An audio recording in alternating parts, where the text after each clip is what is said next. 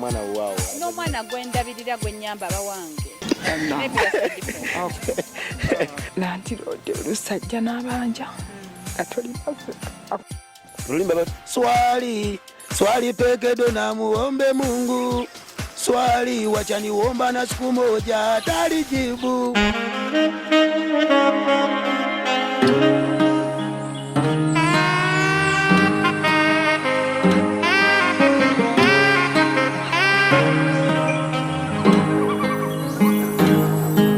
Kitange nasobya mu maaso go era sigwana na kuyitibwa mwana wo kyensaba taata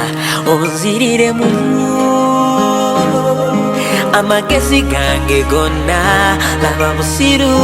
lwenkizudde wabula taata tondekerera kuzikirira nzirira mu munange komyewo gy'oli naye nga sina kyennina wabula ndi mu bulumi bungi nyamba kasa gye naddukira okufuna emirembe laba nzijeyo nnaku nakukaaba labayo nsinda zigulira walibadde nga weeyagalira muze naye ebikolwa byange nebikunsa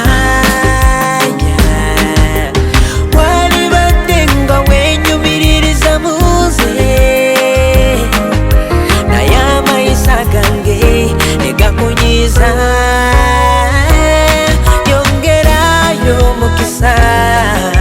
mbayo mukisa sobola okuddamu okufuuka omwana omulungi. Okay, nkwaniriza nnyo omulungi tulaba yonna yosinzidde okubeera nga tulaba nze habiki mu Uganda muzikirwa muzira nga bwe nkutegeezezza enolugeri gye tuvudde nti tugezaako okulaba nga tutuuka mu bantu abatonotono okusobola okubeera nga tugezaako okuyamba. So wano wendi ndi n'omukyala mukadde oyo gwolengera emabega wange era nga mukadde oyo bano bonna abazzukulu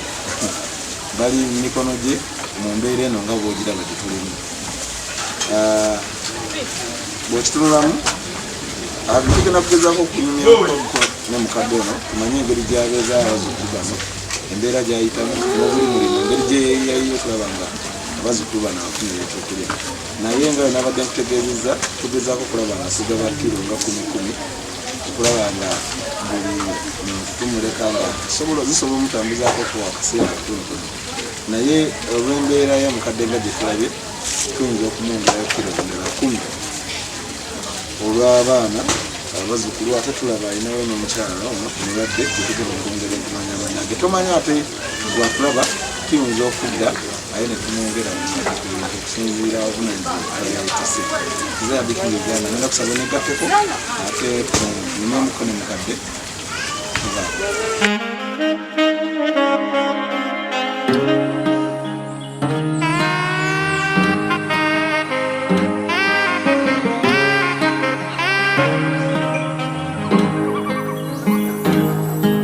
Kitange nasobya mu maaso go era sigwana na kuyitibwa mwana wo kyensaba taata onzirire mu amagezi gange gonna laba busiru lwenkizudde wabula taata tondekerera kuzikirira nzirira mu munange komyewo gy'oli naye nga sina kyennina wabula ndi mu bulumi bungi nyamba kasa gye naddukira okufuna emirembe laba nzijeyo nnaku nakukaaba labayo nsinda zigulira walibadde nga weeyagalira muze naye ebikolwa byange nebikunsa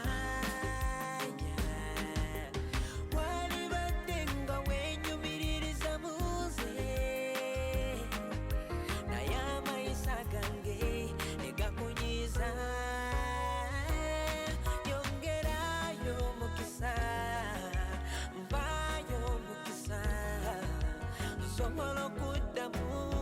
okufuuka omwana omulungi komyewo gy'oli naye nga sina kyennina wabula ndi mu bulumi bungi nyamba taasa kyenadukira okufuna emirembe nabanzijeyo nakumu nakukaaba nabayonsinda zikulira komyewo gy'oli naye nga sina kyennina wabula ndi mu bulumi bungi nyamba taasa kyenadukira okufuna emirembe nabanzijeyo nakumu nakukaaba nabayonsinda zikulira kyenadukira okufuna emirembe nabanzijeyo nakumu nakukaaba nabayonsinda zikulira kyenadukira okufuna emirembe nabanzijeyo nakumu nakukaaba nabayonsinda zikulira kyenadukira okufuna emirembe nabanzijeyo nakumu nakukaaba nabayonsinda zikulira kyenadukira okufuna emirembe nabanzijeyo nakumu nakukaaba nabayonsinda zikulira kyenadukira okufuna emirembe nabanzijeyo nakumu nakukaaba nabayonsinda zikulira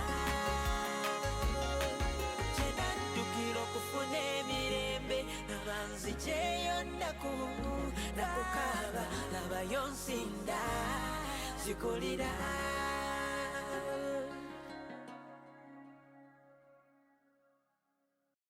Okay, Jajja,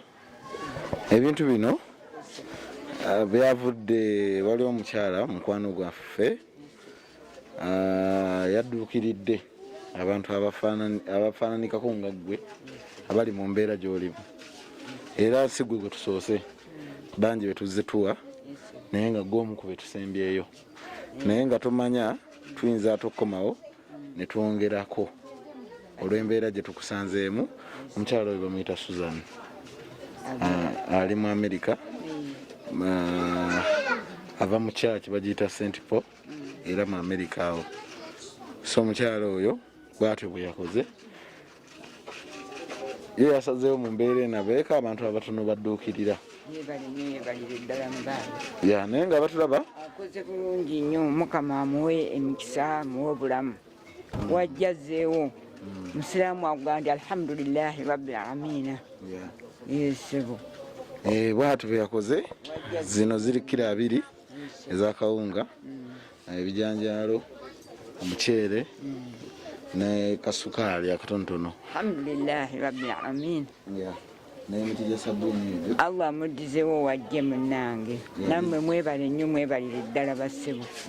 nsanyuse nnyo era nsanyukidde ddala nsaba Mukama abampeera emikisa ebirungi byonna bibe gye muli ssebo nsanyuse nnyo bannange kutambuzeeko mu mbeera eno nkali ssebo bannange neeyanze nnyo neeyanze ege bona omulwadde wange mumponyeza kasukaali asobola akatunda mulwadde wange oyo mwebalire ddala bassebo mutwebaliza nnyo nnyo nnyo nnyo nnyo Allah amwongere baraka zonna zibe gyali ssebo kale Jajja sibula lumu n'abakulaba nkute bannaye neeyanze nnyo neeyanze ege Allah abongere emikisa alhamdulillahi rabbil aalamiina ssebo okay kale gwe atulaba kino tugezeeko nagamba osobola okuyita ku namba y'essimu eri ku mukutu gwaffe guno n'obeera nga ontuukako direct nze Habiking Uganda ojja kuba oyogera nange tusobola okwongera okulaba nga tutuukako mu bantu ab'enjawulo kubanga bo abantu bali bubi nagamba omugalo guno abantu gwabasanga mu mbeera nga tebeetegese yadde kubanga eri embeera eyasooka waakiri abantu baali betegesetegeseyo ng'abantu basevinze obusente naye ate kati kino kibadde nga kyakubiri nti kikomyewo omulundi gwakubiri abantu nga tebeetegeseemu yadde so tugezeeko okulaba nga tuyamba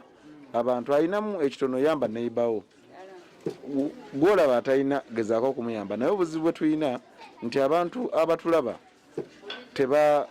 tebamanyi bantu bali bubi wa gye bayinza kusangibwa so naffe tugezaako okulaba nga tutambula ne tunoonya abantu abali obubi ate tukola research emala okulaba nga tukakasa nti ddala omuntu ono ali bubi so gwatulaba osobola okunoonya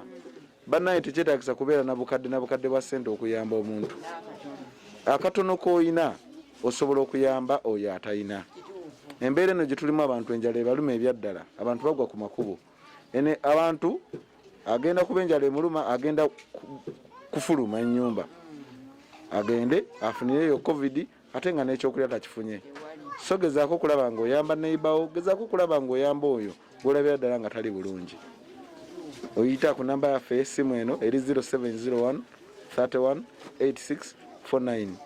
n'oyogera nange enamba yange ya whatsapp osobola okwogera nange ku whatsapp ne twongera okunoonya abantu abali mu mbeera embi abasomesa bali bubi abakadde bano bali bubi abalina abazzukulu ate ne bamaama abazaala abazzukulu bano tebakola emirimu giyimiridde so tugezeeko okulaba nga tuyamba nze Happy King Uganda nyongera okujjukiza okusubscribing okusharinga emboozi zaffe zino zituuke ku bantu ab'enjawulo atakumira mpeera abankumire enkozi ne trust camera mbeere bulungi mwiraba